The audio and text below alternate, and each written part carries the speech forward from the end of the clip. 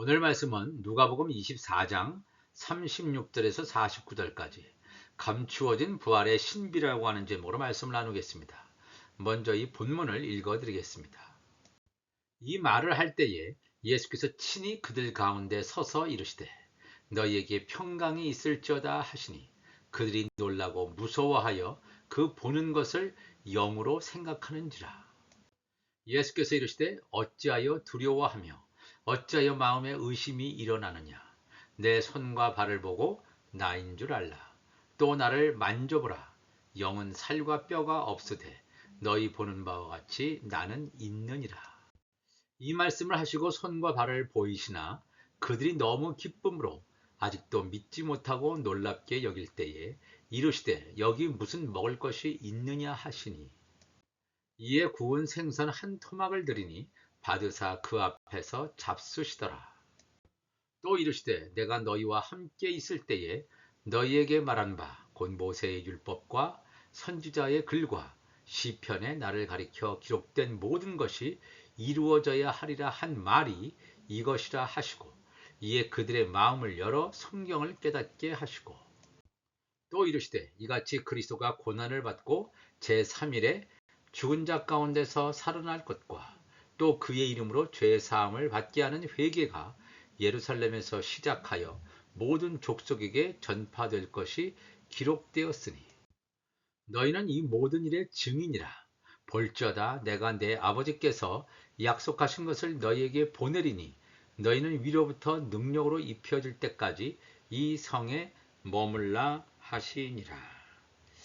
아멘. 감추어진 부활의 신비라고 하는 제목으로 말씀을 나누겠습니다. 오늘은 예수님께서 사망의 권세, 죽음의 권세를 이기시고 부활하신 부활의 아침입니다. 만일 예수님께서 십자가에 죽으시고 다시 사시지 못했다면, 그리고 또한 하나님의 계획 속에 부활이 없었다면 우리의 모든 과거, 현재, 미래는 흑암 속에 있다가 영원한 사망의 길로 가게 된다는 것입니다. 생각만 해도 치가 떨리고 두려운 일이 아닐 수가 없습니다. 예수 그리스도의 초림과 십자가의 죽음을 통해서 죄와 사망의 권세가 이미 무너졌으며 예수 그리스도의 부활을 통해서 예수 그리스도 안에 있는 모든 자들이 예수님과 동일한 부활체를 입을 것임을 증거해주고 있습니다. 우리의 육신이 아니라 부활체. 이것보다 더 확실하고 감격적인 말씀이 어디에 있겠습니까? 그렇다면 예수 그리스도의 십자가의 죽음과 부활을 목격했던 또는 들었던 증언자들의 목격담을 통해서 예수 그리스도의 부활의 생생한 현장 속으로 들어가서 부활의 기쁨과 감격 그리고 소망을 맛보고 사모하는 우리들이 되시기를 간절히 축복합니다. 예수님께서는 공생의 기간 중에 이미 십자가의 죽음뿐만 아니라 부활하심을 여러 번 증거해 주셨습니다. 마가복음 8장 31절 가보면 인자가 많은 고난을 받고 장로들과 대제사장들과 서기관들에게 버림바 되어 죽임을 당하고 십자가의 죽임을 이미 당함을 예고하고 있죠. 사흘 만에 살아나야 할 것을 부활에 대한 메시지를 분명히 제자들에게 최초로 증거하는 말씀입니다. 비로소 그들에게 가르치셨다. 십자가의 죽음과 부활. 또 마가복음 9장 31절에 한 장 뒤에 가면 이는 제자들을 가르치시며 또 인자가 사람들의 손에 넘겨져 죽임을 당하고 십자가의 죽음을 당하고 죽은 지 3일 만에 살아나리라는 것을 말씀하셨기 때문이더라. 두 번째 십자가의 고난 예고와 부활의 예고입니다. 그 다음에 한 장 다음에 마가복음 10장 33절 보면 보라 우리가 예루살렘에 올라가노니 인자가 대제사장들과 서기관들에게 넘겨주매 그들이 죽이기로 결의하고 이방인들에게 넘겨주겠고 그들은 능욕하며 침뱉으며 채찍질하고 죽일 것이나 그는 3일 만에 살아나리라 하시니라. 분명히 예수님의 십자가의 죽음과 부활을 적어도 3번 공식적으로 예수님께서 말씀하셨습니다. 그런데 놀라운 사실은 예수님께서 매맞음, 또 조롱당하심, 십자가의 죽음을 목격했던 제자들은 그 다음에 따라오는 예수님의 다시 사심, 부활에 대해서 확신을 가졌어야 되는데 의심스러운, 매우 의심스러운 태도를 보였다라고 하는 것입니다. 마가복음 16장 1절 보면 부활의 아침이죠. 안식일 다음 날, 현재 주일날이죠.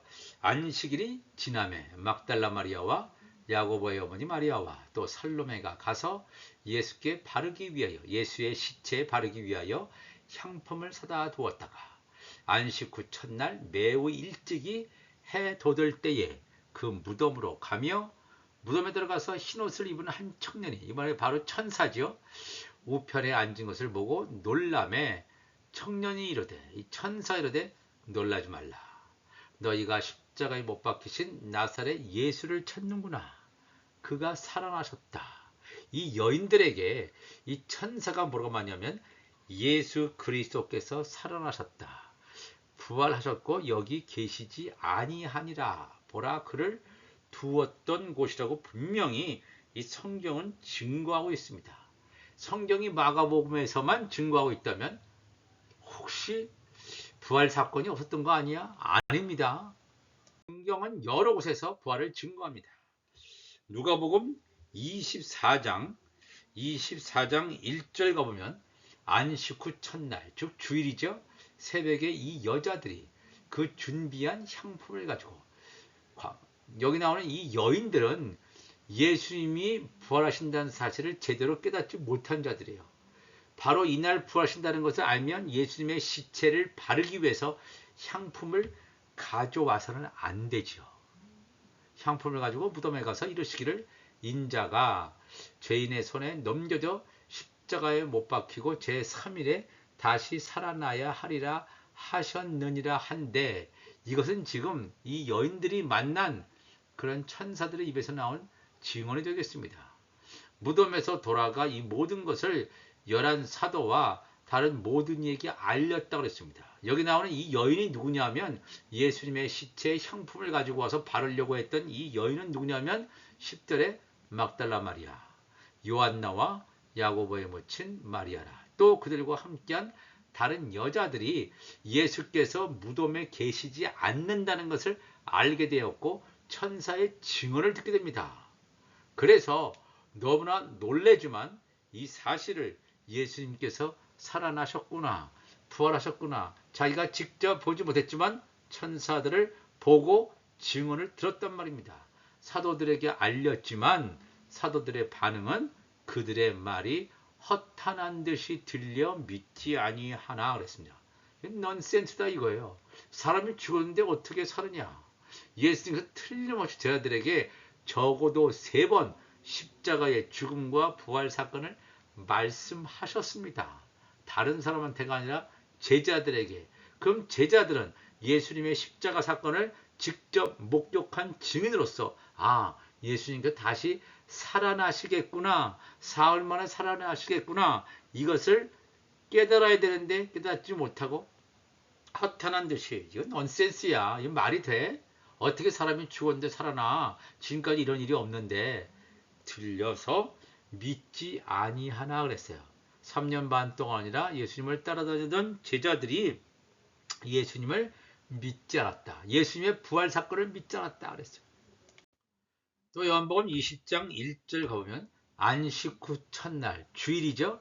일찍이 아침 어두울 때, 아직 어두울 때에 막달라 마리아가 무덤에 와서 돌이 무덤에서 옮겨진 것을 보고 시몬 베드로와 예수께서 사랑하시던 그 다른 제자 사도 요한에게 달려가서 말하되, 사람들이 주님을 무덤에서 가져다가 어디 두었는지 우리가 알지 못하겠다 한다 그랬습니다.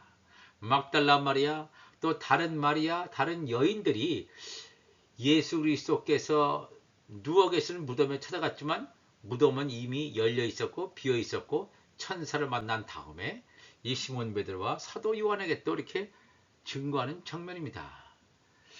베드로와 요한은 무덤이 비어 있음을 알게 됩니다. 그렇지만 요한복음 20장 9절에 뭐라고 증거하냐면 그들은 무덤까지 가봐서 빈 무덤인 것을 알았지만 성경에 그가 죽은 자 가운데서 다시 살아나야 하리라 하신 말씀을 아직 알지 못했다 그랬어요. 예수 그리스도의 부활 사건이 실제적으로 그들에게 다가오지 않았습니다. 그러니까 믿어지지 않았다는 거예요. 예수님과 함께 동고동락했으며 예수님의 말씀을 들었고 천국 복음을 들은 제자들이 예수님의 부활이 믿어지지 않았다는 거예요. 믿어지지 않았다. 믿으려고 해서 믿는 게 아닙니다. 이 믿어져야 돼요. 그냥 믿어져야 되는데 전혀 믿어지지 않았다라고 요한복음은 증거하고 있습니다. 마가복음 16장 9절 이하에 가보면 예수께서 안식 후 첫날 주일날 이른 아침에 살아나신 후 전에 7 귀신을 쫓아내어 주신 막달라 마리아에게 먼저 보이시니 마리아가 가서 예수와 함께 하던 사람들이 슬퍼하며 울고 있는 중에 이 일을 알림해 예수님의 제자들, 예수님과 함께 했던 사람들에게 예수님이 살아나셨어. 무덤이 비어 있어. 이렇게 얘기했을 때 그들은 예수님과 함께 했던 11 제자들, 또 다른 사람들은 예수께서 살아나셨다는 것과 마리아에게 보이셨다는 것을 듣고도 간접적으로 분명히 들었죠. 부활의 증인을 통해서 들었는데 듣고도 믿지 않았다라고 성경은 증거하고 있습니다. 또 계속해서 12절에 그 후에 그들 중 2사람이 엠마오로 가는 2사람이죠. 오늘 누가복음 24장에도 나옵니다. 그들 중 2사람이 걸어서 시골로 갈 때 예수께서 다른 모양으로 그들에게 나타났다. 육신적으로 3년 반 공생이 할 때의 그 모습이 아니라 예수님은 이미 부활하신 다음에 부활체의 모습으로 나타났기 때문에 예수 그리스도를 알고 보았던 사람들은 예수 그리스도를 알아보지 못합니다. 다른 모양으로 그들에게 나타나시니 2사람이 가서 남은 제자들에게 알리었으되 역시 믿지 아니하였다라고 성경은 증거하고 있습니다. 그 엠마오로 가는 2 제자가 예수님이 갑자기 도상에서 끼어들지요. 예수님과 대화해요. 근데 그때는 예수님인지 몰랐어요.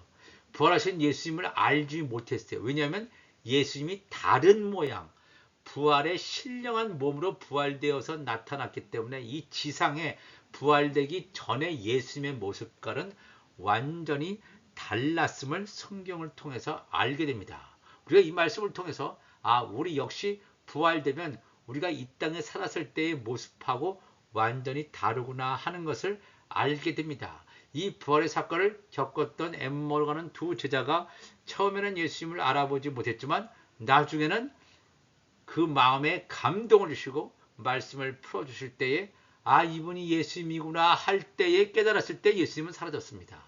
그때 비로소 부활을 믿게 되었고 다른 제자들에게 알렸지만 역시 믿지 않는 이 감추어진 부활의 신비가 여기서 드러나고 있습니다.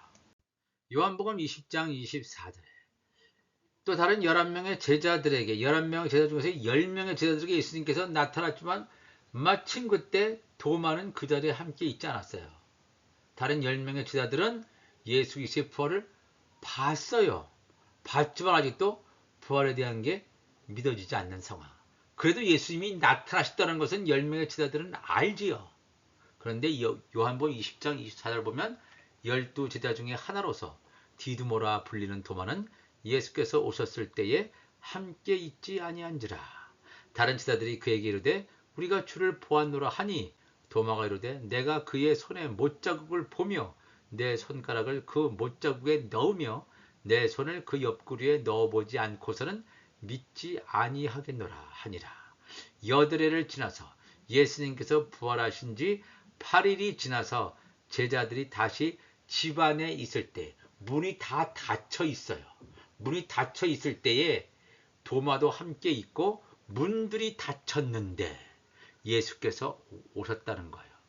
이렇게 올 수 있습니까? 그냥 육신을 가지고 있으면 부활하시기 전에 예수님, 물론 능력자시니까 오실 수 있지만 여기서 이 말씀을 한 거는 문들이 닫혔는데 문을 뚫고 문을 열어서 오는 것이 아니라 문들이 닫혔는데 예수님께서 오셨다라고 하는 것은 예수 그리스도의 이 몸이 다른 모양, 부활체다.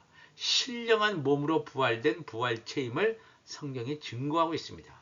예수께서 오사 가운데 서서 이르시되 너희에게 평강이 있을지어다 라고 분명하게 말씀하시고 있습니다. 우리가 이것을 보면 예수 그리스도의 부활체는 사람의 육학은 완전히 다르다 하는 것을 알 수 있습니다. 사람은 어떤 이 문을 뚫고 가지 못합니다. 문을 열어야만 들어갑니다. 우리의 육신을 가지고는. 그러나 이 부활체는 앞에 장벽, 어떤 돌이라든가 큰 건물이 가로막히나 어떤 장벽이 있다 할지라도 그것을 뚫고 갈 수 있는 이 놀라운 신비한 몸이다 하는 것을 성경은 우리에게 증거해주고 있습니다. 이 거룩한 몸, 신령한 몸의 그 실존적인 그 현존을 여기서 분명히 우리에게 가르쳐 주고 있습니다.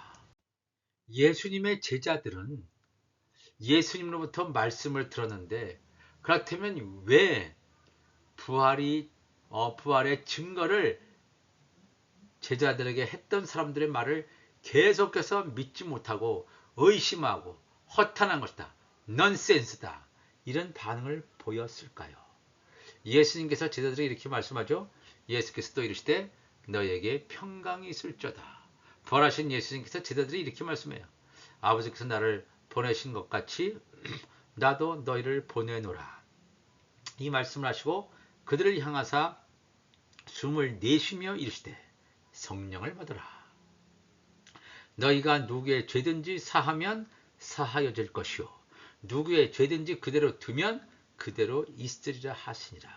예수님께서 부활하신 다음에 제자들에게 하신 첫 번째 놀라운 말씀은 너희들이 성령 받지 않고 있는데 아직 받을 시간이 안 됐는데 성령 받으라는 거예요. 왜? 성령을 받아야 부활의 실제를 경험하게 됩니다. 부활을 내가 믿어야지 해서 믿는 게 아니라 믿어지고 부활의 실제가 되고 예수 죽음 내 죽음, 예수 부활 내 부활이 되는 실제가 되는 사건이 성령 받는 사건과 연결되어 있음을 분명히 예수님께서 증거해주고 있습니다. 오늘 그래서 누가복음 24장 38절 말씀 보면 예수께서 이르시되 어찌하여 두려워하며 어찌하여 마음에 의심이 일어나느냐. 이 11명의 제자들이 의심하고 있어. 엠머르가는 두 사람의 두 제자의 말을 듣고도 여전히 부활에 대한 것을 받아들이지 못하고 의심이 일어났어요. 39절에 예수님께서 내 손과 발을 보고 나인 줄 알라. 또 나를 만져보라. 영은 살과 뼈가 없으되 너희 보는 바와 같이 나는 있느니라. 우리가 지금 가지고 있는 육신의 몸도 살과 뼈가 있는데 예수 그리스도의 부활하신 이 몸이 살과 뼈가 있다라고 하는 거예요. 일반 다른 영적인 존재인 천사는 영이기 때문에 살과 뼈가 없습니다. 근데 예수님은 영적인 존재임에 틀림없어요. 부활하신 몸인데. 그럼에도 불구하고 예수님은 살과 뼈가 있으되 너희 보는 바와 같이 나는 있다라고 분명히 말씀하고 있습니다. 그러면서 예수님께서는 손과 발을 보여주시면서 여기 무슨 먹을 것이 있느냐 이렇게 말씀하십니다. 그래서 제자들이 구운 생선 한 토막을 드리니 받으사 그 앞에서 잡수셨다고 성경은 증거하고 있습니다. 부활하신 몸임에도 불구하고 우리가 먹는 육신의 양식도 드시는 예수 그리스도의 모습을 보면서 부활체, 신령한 몸으로 부활되라고 하는 것은 신령한 세계 틀림없이 있고 그 안에 성령으로 충만함, 말씀으로 충만한 자지만 이 일상의 육의 양식도 먹을 수 있다라고 하는 것을 알 수 있게 됩니다. 누가복음 24장 44절에 또 이르시되 내가 너희와 함께 있을 때에 너희에게 말한 바 곧 모세의 율법과 선지자의 글과 시편, 구약성경이죠. 구약성경에 나를 가리켜 기록된 모든 것이 이루어져야 하리라 한 말이 이것이라 하시고 이에 그들의 마음을 열어 성경을 깨닫게 하시고 주님께서 우리의 마음을 열지 않으면 우리가 성경을 깨달을 수가 없습니다. 아무리 내가 IQ가 높고 높은 학식과 지식을 가지고 있다 할지라도 우리의 마음이 열려지지 않는다면 성경을 한 장도 한 구절도 읽고 이해하지 못하고 깨닫지도 못합니다.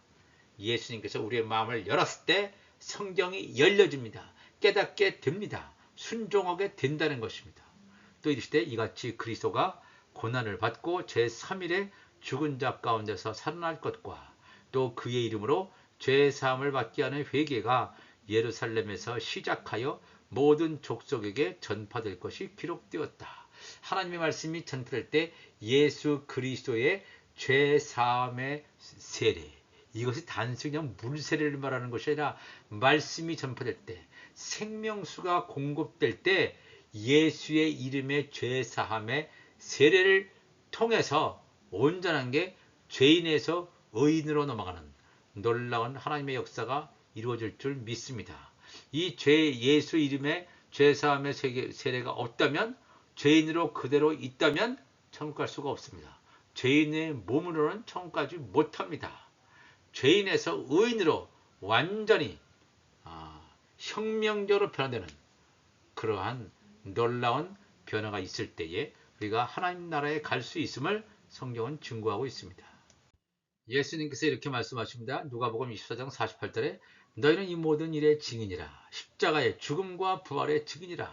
벌저다 내가 내 아버지께서 약속하신 것을 너희에게 보내리니 너희는 위로부터 능력으로 입혀질 때까지 이 성 예루살렘에 머물러 있으라 하시니라 그랬습니다.